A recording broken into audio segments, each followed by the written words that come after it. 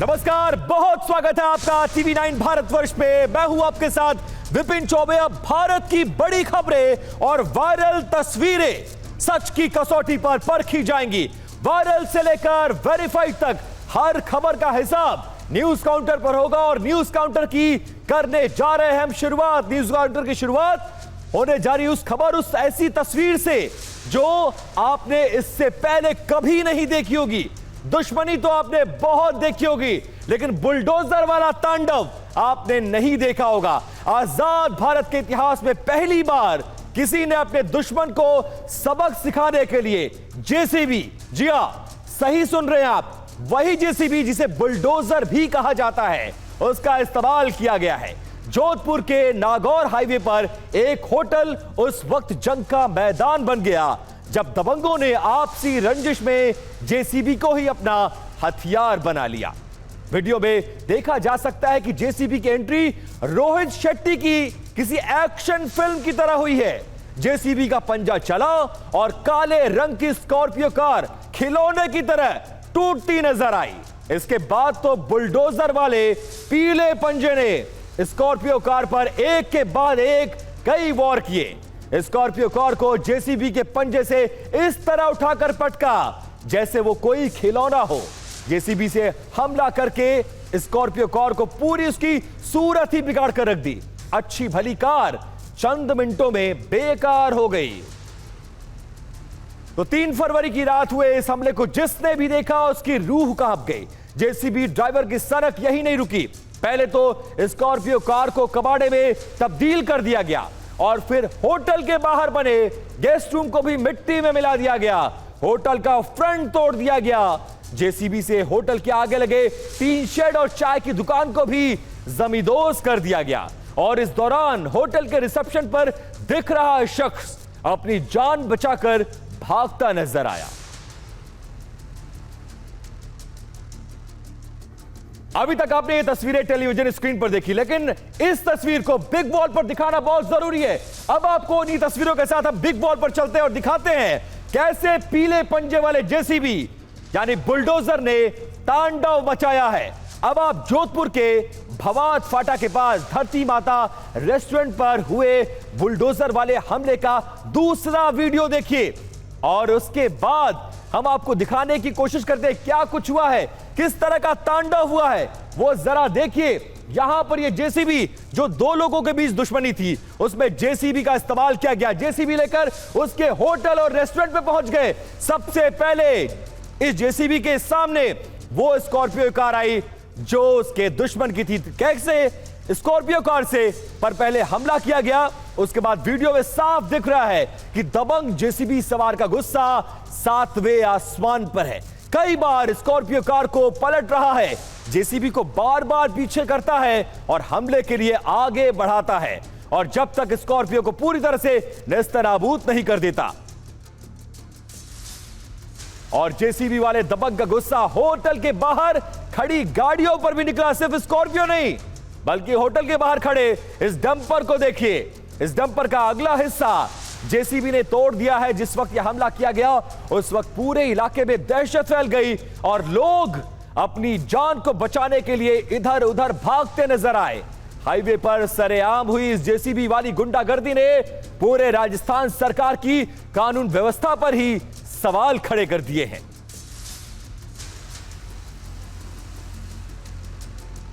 तो जोधपुर में जेसीबी वाली गुंडागर्दी के पीछे की कहानी अब आपको कुछ ग्राफिक्स के जरिए हम समझाने की कोशिश करते हैं। ये पूरा मामला दरअसल है क्या, 2 लोगों की दुश्मनी जो है वो इतनी गंभीर कैसे हो गई कि उसमें जेसीबी का इस्तेमाल किया गया। अब देखिए कौन क्या कह रहा है वो भी समझ लीजिए। होटल मालिक बालाराम के नाम के शख्स से उससे बहस होती है होटल मालिक की, और उसके बाद बदला लेने के लिए बालाराम जेसीबी लेकर होटल पहुंच जाता है। उसके साथ 10 से 15 हथियारबंद बदमाश भी मौजूद रहते हैं। जेसीबी से होटल के बाहर खड़े कई वाहनों पर हमला किया गया। बदमाशों ने होटल में घुसकर स्टाफ और ग्राहकों से मारपीट भी की और चाय पीने रुके ग्राहक भी, उन पर भी कुल्हाड़ी से हमला किया गया। करवट पुलिस ने मुख्य अभियुक्त बालाराम, जिसने जेसीबी का इस्तेमाल किया है, उसको फिलहाल अरेस्ट कर लिया है। तो इस खबर के बाद न्यूज काउंटर में अब खबर गुलाबी शहर जयपुर की, जहां पर पिस्टल से ताबड़तोड़ गोलियां चलाई गई हैं। ये गोलीबारी लोगों को बेचैन कर रही है। इस घटना का वीडियो राजस्थान सरकार के पूरे लॉ एंड ऑर्डर सिस्टम को सीधे चैलेंज माना जा रहा है। जयपुर का यह शाहपुरा इलाका है। पुलिस थाने से थोड़ी दूरी पर, लगभग 500 मीटर की यह दूरी है। बदमाश आए और ताबड़तोड़ फायरिंग से इलाके को थर्रा दिया, आप समझ लीजिए, दहशत फैलाई और फरार हो गए। खबर का विश्लेषण आगे करेंगे, लेकिन सबसे पहले यह वीडियो देखिए।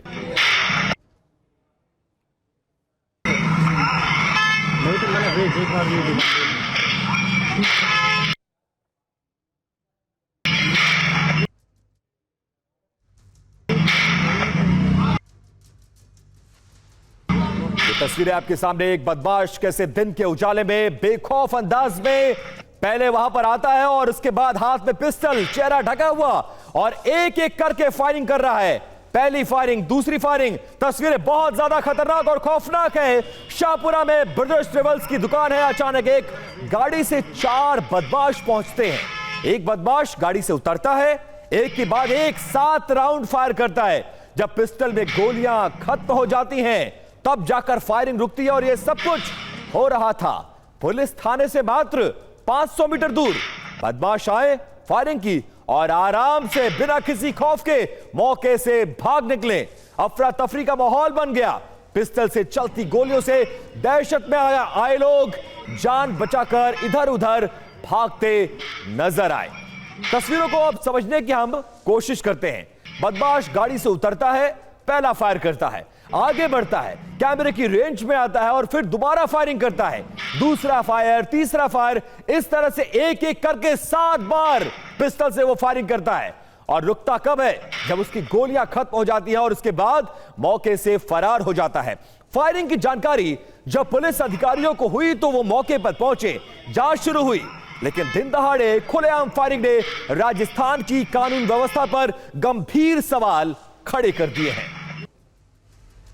अब आगे बढ़ रहे हैं और स्टोरी को बदलने जा रहे हैं। न्यूज काउंटर में अब आपको चौंका देने वाली खबर दिखाएंगे।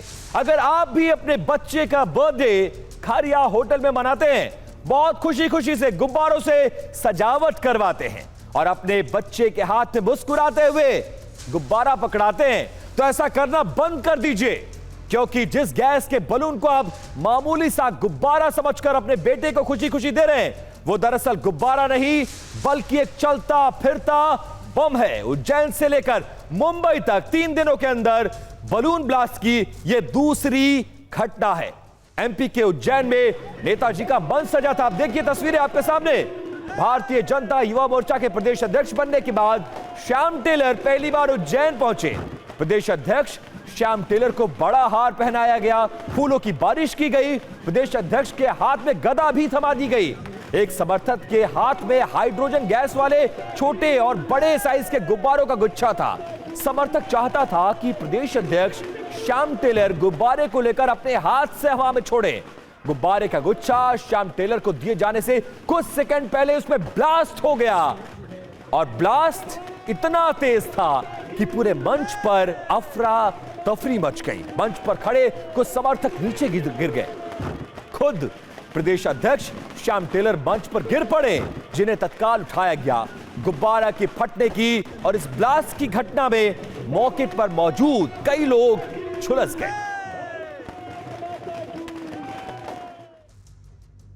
और उज्जैन में जो हुआ वो पहला हादसा नहीं है, इससे पहले भी 3 दिन के अंदर ये दूसरा ऐसा बड़ा हादसा है। अब आपको हम बिग वॉल पर 2 तस्वीरें दिखाएंगे और यकीन मानिए इन दोनों तस्वीरों को देखकर आप डर जाएंगे और कम से कम अपने चाहने वालों को, अपने परिचितों को इस तरह से आप बलून गिफ्ट नहीं करेंगे। सबसे पहले वो तस्वीर हमने आपको दिखाया कि कैसे उज्जैन में ब्लास्ट हुआ। दूसरी तस्वीर यानी बिग वॉल पर 2 तस्वीरें। पहले ये मुंबई वाली तस्वीर देखिए, 3 दिन पहले ये तस्वीर आई है।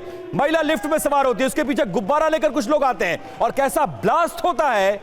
यकीन मानिए अगर दरवाजा बंद हो गया होता तो क्या होता। और 3 दिन के बाद अब दूसरी तस्वीर मेरी दाहिनी तरफ जो अब आप देख रहे हैं, बीजेपी नेता का मंच सजा है और गुब्बारा छोड़ने जाने की तैयारी है। लेकिन तभी गुब्बारे में ब्लास्ट हो जाता है। अब आपको इसी तरह की एक और तस्वीर दिखाएंगे जो कि मुंबई से है, जिसका हम जिक्र कर रहे थे। यह वीडियो गोरेगांव की एक सोसाइटी की लिफ्ट का है, जहां एक महिला लिफ्ट में सवार होती है। उसके पीछे पीछे करीब 15 से 20 गैस भरे जो बलून हैं, जो तस्वीर अब आप देख रहे हैं, गुब्बारे लेकर एक शख्स भी उसी लिफ्ट में सवार होता है। लिफ्ट के दरवाजा बंद होता और लिफ्ट ऊपर की तरफ जाता, तभी गैस से भरा गुब्बारों में विस्फोट हो जाता है और भीषण विस्फोट की तस्वीरें आपके सामने हैं। तस्वीरों में देखिए कैसे दोनों जगहों पर, चाहे इधर हो और चाहे उधर, इन दोनों तस्वीरों में गैस वाले बलून में कैसे ब्लास्ट हो रहा है। इसीलिए हम इसे बलून नहीं, बलून वाला बम कह रहे हैं। अब मुंबई में गुब्बारे में हुए ब्लास्ट की कहानी भी आपको बता देते हैं। ये पूरी तस्वीरें गोरेगांव इलाके में अनमोल टावर नाम की जगह की है। इमारत में एक जन्मदिन की पार्टी के लिए सजावट का काम चल रहा था। एक डेकोरेटर हाइड्रोजन गैस से भरे गुब्बारों का गुच्छा लेकर लिफ्ट में सवार हुआ। लिफ्ट में पहले महिला एक अंदर जाती है और गुब्बारा लेकर एक शख्स लिफ्ट में आता है। उसके बाद एक और शख्स जैसे ही लिफ्ट में दाखिल होता है, इससे पहले कि लिफ्ट चलती, तेज धमाके के साथ गुब्बारे में ब्लास्ट हो जाता है और लिफ्ट के अंदर आग का गोला बन जाता है। अब सजावट के लिए इस्तेमाल होने वाले गैस के गुब्बारों में क्यों ब्लास्ट हो रहा है, ये एक्सपर्ट से जानना बहुत जरूरी है। क्या कुछ कह रहे हैं एक्सपर्ट्स, वो जरा देख लीजिए। हम कभी भी एडवाइस नहीं करेंगे किसी को भी हाइड्रोजन गैस का इस्तेमाल करो बलून्स में, क्योंकि बलून्स हम हमेशा अच्छे ओकेजन पे यूज करते हैं, पार्टीज में यूज करते हैं, सब लोग खुशनुमा रहते हैं, कैंडल लाइट्स होती हैं। तो अगर आप वहां पे हाइड्रोजन गैस का इस्तेमाल करेंगे, थोड़ा सा भी कैंडल के पास लेके गए, वो फायर कैच कर लेगा। हीलियम जो गैस होती है, अगर आप उसको जला भी देंगे कैंडल में तो उसी पॉप करेगा, it will never catch a fire. तो एडवाइस तो यही होगा वीडियो को देखते हुए कि हीलियम का इस्तेमाल करें। तो जैन की इन भयावह तस्वीरों के बाद आपको लेकर आते हैं देश की राजधानी दिल्ली। अब न्यूज काउंटर में खबर को बदलेंगे। अब बात देश की राजधानी दिल्ली में खुदे गड्ढे में सिस्टम के मौत की। जी हां, सिस्टम मर गया है क्योंकि सरकारी गड्ढे में जनता मर रही है। रात के 11:30 बजे एक बेटा अपने घर पर फोन करता है और कहता है, मां मैं बस घर पहुंच रहा हूं, आप खाना लगा दो। घर वाले इंतजार करते हैं, लेकिन बेटा घंटे भर गुजरने के बाद भी नहीं आता है। पूरी रात परिवार उसे सड़कों पर ढूंढता रहता है, पुलिस के चक्कर काटता है और सुबह जब सूरज निकलता है तो खबर आती है कि आपका बेटा अब इस दुनिया में नहीं है, बल्कि मौत के गड्ढे में समा गया है, जिसे दिल्ली जल बोर्ड ने खोल कर रखा हुआ था। ये कहानी दिल्ली के जनकपुरी की है, जहां 26 साल का कमल, जो कि रोहिणी के अपने दफ्तर से शिफ्ट खत्म करके लौट रहा था, दिल्ली जल बोर्ड की लापरवाही की भेंट चढ़ गया। वो सड़क जिसे हम विकास की राह कहते हैं, वहां जल बोर्ड ने एक ऐसा डेथ ट्रैप छोड़ा था जिसमें कमल अपनी बाइक समेत समा गया। आज सवाल सिर्फ एक हादसे का नहीं है, सवाल उन कातिल गड्ढों का है जिनका हिसाब देने वाला अब कमल की मौत के बाद कोई है ही नहीं। सबके मुंह पर चुप्पी है। तो कहते हैं वक्त हर जख्म को भर देता है, लेकिन दिल्ली के जनकपुरी में वक्त की हर बीतती हुई सुई एक परिवार को मौत की तरफ धकेल रही थी। कमल की जान बच सकती थी, ऐसा क्यों कहा जा रहा है? क्योंकि अगर हमारी पुलिस रात के 11 बजे घड़ी देखकर काम नहीं करती, 11 वाला जो सिस्टम है ना, उससे अगर बाहर निकल पाती, तो ये शख्स जो आपको दिख रहा है दोनों तरफ, एक तरफ उसकी बाइक और एक तरफ वो आज हमारे बीच जिंदा होता। टाइमलाइन को देखिए और खुद तय कीजिए कि ये पुलिस की लापरवाही नहीं तो फिर और क्या है? हम क्यों इस पर सवाल खड़े कर रहे हैं? रात के 11:30 बजे कमल ने घर पर फोन किया और कहा कि खाना निकाल कर रखो, मैं पहुंच रहा हूं। रात के 12:30 बजे थाने में भटकता हुआ परिवार, क्योंकि 1 घंटे तक घर नहीं पहुंचता है कमल। विकासपुरी थाने पहुंच चुका था, फोटो हाथ में थी, आंखों में आंसू थे, लेकिन पुलिस का जवाब था कल सुबह 11 बजे आना, तब हम देखेंगे, 11 बजे के बाद देखेंगे, यह जवाब था। यह वो कीमती वक्त था जब पुलिस की तत्परता एक कमल को उस 30 फीट गहरे पाताल से खींचकर ला सकती थी। सुबह 7:30 बजे पूरी रात जगने के बाद पुलिस का फोन आता है, मदद के लिए नहीं, बल्कि यह बताने के लिए कि कल रात जिस बेटे को ढूंढने के लिए आप मेरे पास आए थे, वो बेटा अब सिस्टम के गड्ढे में मर चुका है और सुबह 8 बजे गड्ढे से उसका शव निकाला जाता है। यानी सीधी सी बात है, पुलिस ने शिकायत पर रिएक्ट करने में बहुत देर कर दी।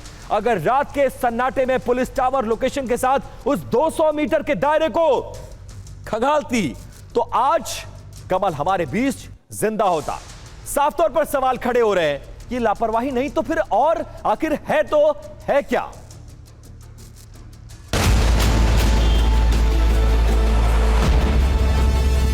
लापरवाही है, हादसा थोड़ी है। मेरा भाई इतना पागल थोड़ी कि सामने चांद उसके गड्ढे में घुसेगा। मैंने खुद रात को 1:30 बजे आया के गड्ढे में चेक करता, तब वो नहीं था यहाँ पे। कम से कम 6 थानों में चक्कर लगाए हैं, कहीं से कोई सपोर्ट नहीं मिला। हम कंप्लेंट लिखाने गए, ये लोग हमें जवाब देते कि सुबह 11 बजे के बाद कंप्लेंट लिखेंगे, अभी कंप्लेंट नहीं लिखेंगे। 24 घंटे बाद अब क्या लिखोगे रिपोर्ट हमारी? अब तो लड़का चले गया हमारा, क्या रिपोर्ट? हमारा पूरा घर बर्बाद हो गया।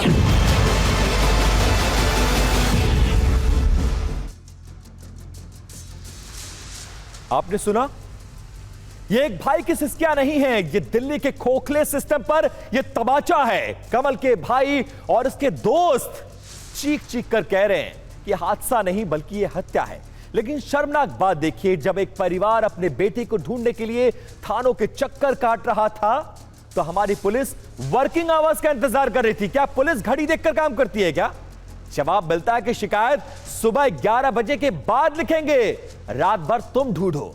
हैरानी की बात देखिए, पुलिस की टावर लोकेशन घटनास्थल से महज 200 मीटर दूर मिल रही थी। परिवार रात के 1:30 बजे उसी मौत के गड्ढे के पास खड़ा होकर अपने भाई को पुकार रहा था, लेकिन 20 से 25 फीट गहरा वो अंधेरा और इतना डरावना गड्ढा था कि किसी को कुछ नजर ही नहीं आया। 6 तारों की खाक छानने के बाद भी जब मदद नहीं मिली तो सुबह वही हुआ जिसका डर था। जिस गड्ढे को जल बोर्ड आम बात समझकर खुला छोड़ गया, वही कमल के लिए कब्र साबित हुई है। तो ये वो तस्वीरें देखिए, 19 फीट लंबा, 14 फीट चौड़ा और 17 से 20 फीट गहरा वो गड्ढा था जिसमें बीती रात कमल गिर गया। ऑफिस से लौटते वक्त हादसे का शिकार हो गया, लेकिन जानबूझकर यह गड्ढा क्यों खोदा गया और खोदा गया तो हैरानी की बात यह है कि इस पूरे मामले में यह जो घटना हुई है वो देश की राजधानी दिल्ली में हुई है। अब बिग वॉल पर आपको दिखाना जरूरी है कि हम इसे लापरवाही वाला गड्ढा क्यों कह रहे हैं और कितना लंबा चौड़ा है, ये सब कुछ वो जरा जान लीजिए। बिग वॉल पर देखिए, ये सीढ़ी जो लगी हुई है ये इसकी गहराई को बता रहा है। ये जो देखिए, ये 19 फीट इसकी लंबाई है, 19 फीट लंबा गड्ढा, लापरवाही का गड्ढा इसे नाम दिया जा रहा है। और चौड़ाई कितनी है साहब? ये वाला एरो देखिए, 14 फीट चौड़ा। खुलेआम एक मेन हाईवे पर अगर इतना बड़ा गड्ढा रात के अंधेरे में खोद कर छोड़ दिया जाएगा, कोई साइन बोर्ड नहीं लगाया जाएगा, तो इसमें कोई भी गिर सकता है, मैं हूं, आप हो या फिर कमल हो। और इतनी बड़ी राजधानी जो लापरवाही हुई है वो दिल्ली में, देश की राजधानी, जहां पर एक ही पार्टी की सरकार है, राज्य में भी और केंद्र में भी। जिस विधानसभा में यह घटना हुई वहां के विधायक है आशीष सूद। और आपको कुछ डिटेल्स और बताएं उससे पहले ग्राउंड पर मौके पर मौजूद थे हमारे संवाददाता विवेक शर्मा। उनकी छोटी सी रिपोर्ट देखिए और उसके बाद कुछ और डिटेल्स आपको बताएंगे। इस वक्त मेरे ठीक सामने आप जो गड्ढा देख रहे हैं, इसी में गिरकर कमल की मौत हुई। इस वक्त आप ये देखेंगे कि गड्ढा कितना गहरा आपको नजर आएगा। अगर इसकी लंबाई और चौड़ाई की बात करें तो गड्ढे की जो लंबाई है वो तकरीबन 19 फुट है, यानी कि गड्ढा जो है काफ़ी लंबा नज़र आएगा। इसके अलावा अगर हम इसकी चौड़ाई की बात करें तो इसकी चौड़ाई जो है वो आपको यहाँ पर हम दिखाएं तो आपको इसकी चौड़ाई जो है वो तकरीबन 14 फीट जो है वो नज़र आएगी। तो ये गड्ढा जो है काफ़ी गहरा था। बताया जा रहा है कि 2 से 3 दिन पहले ये जो गड्ढा जो है वो किया गया था और काफ़ी समय से यहाँ पे कंस्ट्रक्शन का काम जो है वो चल रहा था। देख सकते हैं, अगर चौड़ाई की बात करें तो ये चौड़ाई जो है 14 फीट है तकरीबन। और अगर इसकी गहराई की बात करें तो मैं आपको गहराई दिखाऊं तो आप देखेंगे कि गहराई जो है इसकी वो तकरीबन यहाँ पर अंदाज़ा लगाएं तो तकरीबन 17 फीट जो है वो दिखाई दे रही है, यानी कि गहराई जो है काफ़ी गहरा गड्ढा है और इसी में गिरने से जो है कमल की मौत हो गई। दिल्ली देश की राजधानी है, और दिल्ली की जिस विधानसभा में यह घटना हुई है वहां के विधायक है आशीष सूद। आशीष सूद कोई मामूली हल्के फुल्के विधायक नहीं है, बल्कि दिल्ली के शहरी विकास मंत्री हैं और घटना भी इन्हीं के इलाके में हुई है। इस घटना के बाद कैसे चरमराए सिस्टम पर मंत्री जी लीपापोती कर रहे हैं, जरा उनका बयान सुनिए। इन सब घटनाओं को, इन सब विषय को हैंडल करने के लिए चीफ इंजीनियर जल बोर्ड को निर्देश दिया है कि वो देखें। अपेरेंटली जो दिखता है सामने सामने कि सब बैरिकेडिंग थी, मगर फिर भी एक दुखद घटना हुई है, तो कोई ना कोई तो कारण रहा होगा।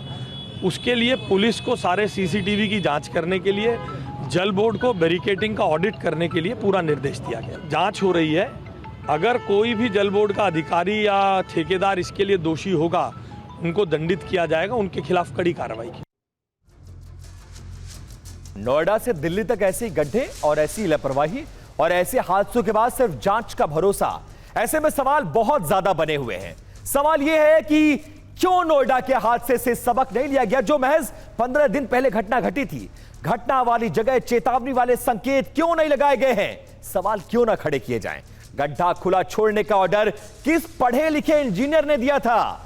क्या दिल्ली जल बोर्ड के पास जिम्मेदार अफसरों जो इस घटना के लिए जिम्मेदार है, उन अफसरों पर क्या कार्रवाई होगी? और क्या लापरवाह पुलिस अफसर जो समय रहते सजग नहीं हुए, उन पर भी एक्शन होगा? बड़ा सवाल है। तो न्यूज काउंटर में खबर को बदलने जा रहे हैं, बात करने जा रहे हैं गुजरात जैसे ड्राई स्टेट में हाई प्रोफाइल शराब पार्टी की, जहां पर छापेमारी के बाद रईसों की पार्टी में शामिल महिला और पुरुष बन संवरकर सच धर जो गए थे, वो अब मुंह छुपाते हुए नजर आ रहे हैं। इन चेहरों को गौर से देखिए। कल रात तक जो रईस विदेशी शराब और हुक्के के धुएं में अपनी साख को उड़ा रहे थे, आज वही लोग कैमरे की रोशनी से चूहों की तरह बिल में छिपने की कोशिश कर रहे हैं। कोई रुमाल से अपना मुंह ढक रहा है, तो कोई टी शर्ट के पीछे अपनी इज्जत को बचाने की नाकाम कोशिश कर रहा है। आर्किटेक्ट आदर्श अग्रवाल की 25वीं शादी की सालगिरह की वो इनसाइड सच है, जिसे साड़न पुलिस ने बीती रात बेनकाब किया है।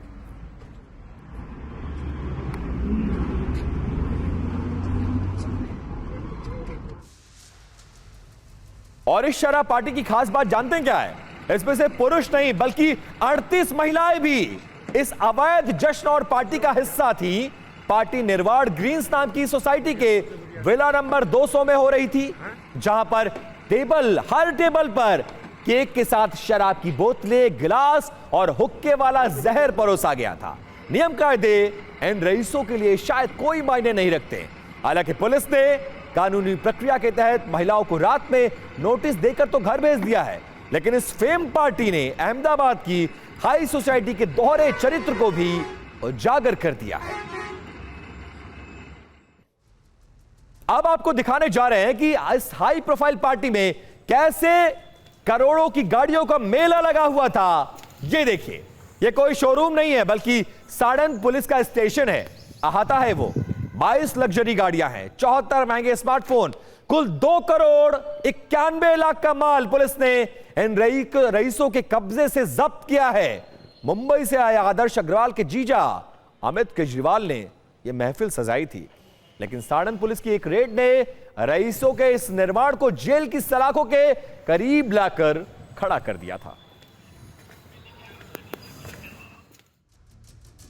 अब इस स्टोरी से जुड़े कुछ तस्वीरें हैं जो आपको बिग वॉल पर दिखाते हैं, और देखिए कि कल जो चेहरे बन संवर कर सज धज कर इस पार्टी का हिस्सा बने थे, वो कैसे मुंह छुपाते हुए नजर आ रहे हैं। और अय्याशी का सबूत भी आपको बिग वॉल के जरिए देंगे। सबसे पहले निर्वाड़ ग्रीन सोसाइटी का ये वो अहाता देखिए जिसको सजाया दिया गया था, और ये बार का काउंटर, और काउंटर से हटाती शराब। अब कुछ डिटेल्स जान लीजिए। जश्न की पूरी तैयारी थी, पुलिस ने मौके से विदेशी 8 बोतलें शराब की। यह ड्राई स्टेट का मामला है, राजधानी का मामला है। शराब की बोतलें को जब्त किया है। 7 बोतलें पहले ही खोली जा चुकी थी, यानी अपनी महफिल में पूरे शराब का इंतजाम किया गया था। पुलिस के पहुंचने से पहले ही 3 बोतलें गटक दी गई थी, जिनके खाली डब्बे भी पुलिस के कब्जे से बरामद हुई हैं। शराब को परोसने के लिए 70 कांच के गिलास भी मंगाए गए थे, जो मौके से जब्त किया गया है। यहां सिर्फ शराब नहीं बल्कि हुक्के वाला जहर भी परोसा जा रहा था। पुलिस ने 10 रबर पाइप भी बरामद किया, जिसके आधार पर यह माना गया कि 10 टेबल और 10 हुक्के के काउंटर लगाए गए थे। रेड में हुक्का फ्लेवर के 8 पैकेट और नशीले पदार्थों के 33 कैन भी बरामद हुए हैं। 74 मोबाइल फोन मौके से जब्त किए गए हैं, जबकि 2 करोड़ से ज्यादा की कीमत के कारें भी जब्त की गई हैं। और इस तरह से वो रईसजादे और रईसजादी जो कल चेहरा छिपाता हुआ नजर आए। अब न्यूज काउंटर में हम खबर को बदलने जा रहे हैं और बात करने जा रहे हैं सरकारी बैंकों पर उस भरोसे की जो कभी भी आपका टूट सकता है। जब आप अपना सोना बैंक की तिजोरी में रखते हैं तो आप सिर्फ एक धातु का टुकड़ा नहीं बल्कि अपनी पूरी जिंदगी की जमा पूंजी और अपना भरोसा भी गिरवी रखते हैं। लेकिन सोचिए, अगर वही बैंक आपकी तिजोरी में असली सोना निकालकर नकली सोना रख दे तो आप करेंगे भी तो करेंगे क्या। मामला राजस्थान के झुंझुनू जिले का है, जहां पर नवलगढ़ से एक ऐसी खबर और ऐसी तस्वीर आई है। पीएनबी की एक शाखा में, जो देश का एक प्रतिष्ठित बैंक है, हर उस व्यक्ति को इस शाखा से आई खबर डरा देगी। यहां पर बैंक ने गोल्ड लोन लिया है एक व्यक्ति ने, और बाकायदा वहां पर उसको लॉक कर दिया। पंजाब नेशनल बैंक की शाखा में 6 करोड़ 50 लाख रुपयों का गोल्ड घोटाला हुआ है। अब आप इस घोटाले की क्रोनोलॉजी को समझिए। नवलगढ़ की पीएनबी शाखा के सेफ से 4 किलो 198 ग्राम सोना गायब है। ये कोई छोटी मोटी चोरी नहीं है, बल्कि एक सिस्टमैटिक लूट है। ये खेल तब पकड़ा गया जब चार्ज ट्रांसफर हो रहा था, यानी अगर ट्रांसफर नहीं होता अधिकारी का तो शायद इस खेल का सालों साल पता ही नहीं चलता। अब धोखेबाजी का तरीका भी देखिए। 73 पैकेटों में से असली सोना निकालकर उसकी जगह पर नकली ज्वेलरी भर दी गई, जिन पर पहरेदारी का जिम्मा था। पुलिस के मुताबिक वही अब अभियुक्त हैं। इसमें पूर्व मैनेजर, डिप्टी मैनेजर और बैंकिंग कॉरेस्पॉन्डेंट भी शामिल है। अभियुक्त पीएनबी बैंक के मैनेजर अमित कुमार जांगीड़ फिलहाल लापता है। जानकारी के अनुसार बैंक से निकाले गए गोल्ड की कमाई से बैंक मैनेजर अमित कुमार जांगीड़ ने करोड़ों रुपए की जमीन खरीदा है, डेयरी प्लांट लगाया है और भी कई जमीनों और फ्लैट्स में इन्वेस्टमेंट करने के आरोप लगाए जा रहे हैं। जैसे जैसे अब इस पूरे मामले में जांच आगे बढ़ रही है, इस कहानी में अब घूसखोरी और साजिश और सीसीटीवी वाला फुटेज सस्पेंस भी कहीं ना कहीं ऐड हो रहा है। कुछ संदिग्धों से जो है पुलिस पूछताछ कर रही है। जल्दी मामले को लेकर के खुलासा किया जाएगा और जो भी इसमें आरोपी होंगे और जिस प्रकार का भी अपराध होगा उससे संबंधित जो है इसमें कार्रवाई की जाएगी। कमेटी जो है उसमें जांच कर रही है और उनके द्वारा ही इस चीज को जो है विस्तृत रूप से बताया जा सकेगा कि कितने रुपए का या कितने सोने का क्या गबन है या क्या फ्रॉड हुआ है। अब इस पूरे मामले में घूसखोरी, साजिश और सीसीटीवी फुटेज जैसे सस्पेंस भी कहीं ना कहीं एलिमेंट ऐसे ऐड हो रहे हैं। 6 करोड़ 50 लाख के सोने के गायब होने की खबर ने पहले से ही हड़कंप मचा रखा था, लेकिन अब इस मामले को रफा दफा करने के लिए 50 लाख रुपए का रिश्वत कैमरे पर ऑफर किया जा रहा है। सूत्रों के मुताबिक इस घोटाले को दबाने के लिए बिरोल ग्राम पंचायत के प्रशासन प्रतिनिधि नरेंद्र कंडवाल को करोड़ों के खेल में चुप रहने की उनकी कीमत लगाई गई है। आरोप लगाया गया है कि अभियुक्त संतोष सैनी ने इस मामले को रफा दफा करने के लिए 50 लाख रुपयों का प्रलोभन दिया है। इतना ही नहीं, दावा किया जा रहा है कि संतोष सैनी की संदिग्ध आवाजाही इलाके के सीसीटीवी कैमरों में भी रिकॉर्ड हो गई है, जो इस घोटाले में उनकी संलिप्तता और जांच को भटकाने की कोशिशों की ओर इशारा कर रही है। यह सीसीटीवी भी उसी वक्त का बताया जा रहा जब अभियुक्त डील ऑफर करने के लिए आए हुए थे।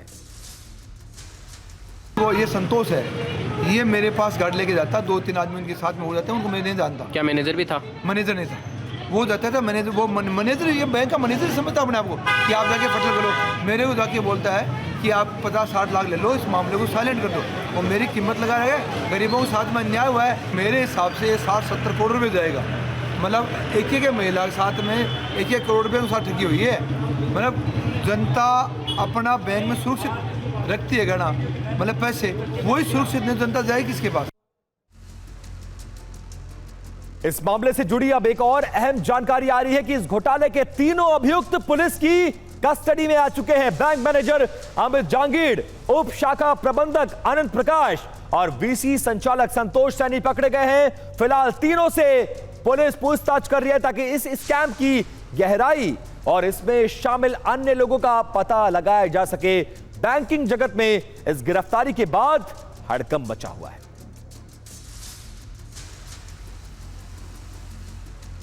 अब न्यूज काउंटर में बात करने जा रहे हैं एक प्रेमी और प्रेमिका के हाई वोल्टेज ड्रामे की। प्रेमिका का गुस्सा, प्रेमी को लॉकअप पे थाने में चौकी के अंदर पीटा जा रहा है। जी हां, उज्जैन में पुलिस कंट्रोल रूम उस वक्त अखाड़ा बन गया जब एक युवती अपने प्रेमी का कॉलर पकड़कर उसे घसीटते हुए एडिशनल एसपी आलोक शर्मा के केबिन तक ले आई है। सरेराह और फिर पुलिस दफ्तर के भीतर हुए इस हाई वोल्टेज ड्रामे को देखकर वहां मौजूद हर कोई दंग रह गया। पहले आप ये देख लीजिए कि प्रेमी का कॉलर पकड़े खड़ी लड़की कैसे हंगामा कर रही है। करेगा बर्बाद और इसका भाई जो कि वकील में है वो मेरे को धमकी देता है कि तू अगर मेरे को थाने में लेके जाएगी तो मैं तेरे साथ कुछ भी कर दूंगा। ये मेरे को क्या धमकी देता है इसका भाई कि तू थाने में जाएगी। वकील है, उसका नाम है हरीश और क्या नाम शर्मा। अब तू खड़े हो यहाँ और पकड़ो इसको, पकड़ो भैया, पकड़ो इसको, पकड़ो। चल तू अंदर अब करेगा बर्बाद मुझे, चल बेटा भाग बता इनको। अब इस युवती का कहना है कि जिस युवक के साथ वो पिछले 5 साल से रिलेशनशिप में है वो अब उसे धोखा दे रहा है। कंट्रोल रूम में बचे इस हंगामे के दौरान युवती ने चीख कर अपना दर्द बयान किया। लड़की कह रही है कि लड़का पिछले कुछ समय से किसी दूसरी लड़की के संपर्क में आ गया है और उसे नजरअंदाज कर रहा है। विवाद सिर्फ बेवफाई तक सीमित नहीं रहा। युवती ने गंभीर आरोप लगाते हुए कहा है कि युवक का भाई वकील है और वो उसे जान से मारने की धमकियां दे रहा है।